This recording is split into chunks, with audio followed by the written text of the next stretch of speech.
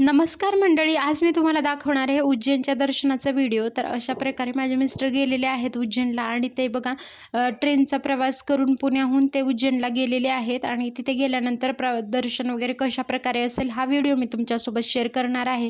ट्रेननी प्रवास करण्यासाठी आपल्याला 24 तास वगैरे प्रवास करावा लागतो आणि तेव्हा मग आणि एवढ्या सगळ्यांचा त्यांच्या मित्रांचा ग्रुप वगैरे सगळेजण ते उज्जैनला गेलेले आहेत। तिथे गेल्यानंतर ते दर्शनासाठी निघाले होते आणि ते पोहोचले होते रात्री 12:30 वाजता वगैरे, कारण त्यांना बस पार्टीसाठी ते जाणार होते। आपल्याला बस पार्टी वगैरे हवी असेल तर ऑनलाईन तिकीट बुकिंग सुद्धा करता आपण बघू शकता। महाकालेश्वराचं जे मंदिर आहे बघा, अशा प्रकारे आजची पहाटेची पूजा होती। त्यांनी मला पहाटे हा व्हिडिओ पाठवला होता आणि फोटोज सुद्धा।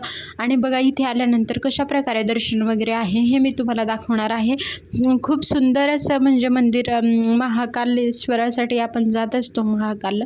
आणि मग बघा या अशा मूर्ती आहेत तिकडे आणि खूप सुंदर वातावरण वाटते ते।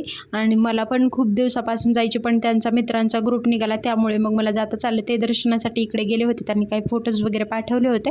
आणि बघा गाभाऱ्यामध्ये ते अशा प्रकारे गाभाऱ्यासाठी दर्शनासाठी रांगा वगैरे लागलेल्या होत्या बघा।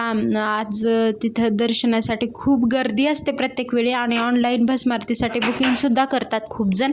तर ते गेले होते आणि अशा प्रकारे गाभाऱ्यातला काही मंदिरामधलं किती सुंदर वातावरण आपल्याला दिसतंय बघा। आणि खूप भाविकांची गर्दी असते इकडे गेल्यानंतर। तसं दर्शन आपल्याला इथे सहजासहजी मिळत नाही। आणि जवळपास ते अजून ओंकारेश्वर, अजून नर्मदा यात्रा वगैरे परिक्रमा जे असतात ते तेथील दर्शनासाठी सुद्धा तिथल्या दर्शनासाठी जाणार आहेत। तर माझ्या चॅनलवरती हे व्हिडिओ पाहण्यासाठी माझ्या चॅनलला नक्की सबस्क्राईब करा। भेटूयात पुढच्या व्हिडिओमध्ये। तुम्ही बघू शकता की तुम्हाला काही फोटोज वगैरे मी माझ्या व्हिडिओमध्ये शेअर करेल। आणि बघा दर्शन करून ते निघाले होते बाहेर जाण्यासाठी। मी त्यांना म्हटलं होतं की ते गेल्यानंतर मला त्यांना मी व्हिडिओ पाठवायला सांगितले होते। आणि अशा प्रकारे दर्शन वगैरे त्यांचं इकडचं झालं होतं आणि ते आता जाणार आहेत नर्मदा परिक्रमेसाठी, जिकडे आपण ओंकारेश्वरला वगैरे जात असतो ना तिकडे। तर तिकडे गेल्यानंतर तिकडचा जो व्हिडिओ आहे ना तो सुद्धा मी माझ्या यूट्यूब चॅनलवरती शेअर करेल। तर खूप सुंदर दर्शनाचा म्हणजे योगायोग झाला आणि काहीच ठरवलं नव्हतं त्यांनी, अचानकच ते निघाले होते। त्यांचे मित्र वगैरे निघाले होते। तर तसं तर आपल्याला म्हणजे 1 महिन्यापूर्वी असं ठरवलं होतं त्यांनी आणि तिकीट्स वगैरे बुक केले होते, कारण असं आधी ठरवलेलं नव्हतं की कधी जायचं आहे वगैरे। नेमकं सगळे त्यांचे मित्र वगैरे निघाले म्हणून तेही निघाले होते। आणि अशा प्रकारे दर्शन करून बघा भाविकांची खूप गर्दी आहे।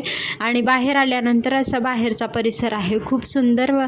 मलासुद्धा एकदा नक्कीच महाकालला जायचं आहे। आणि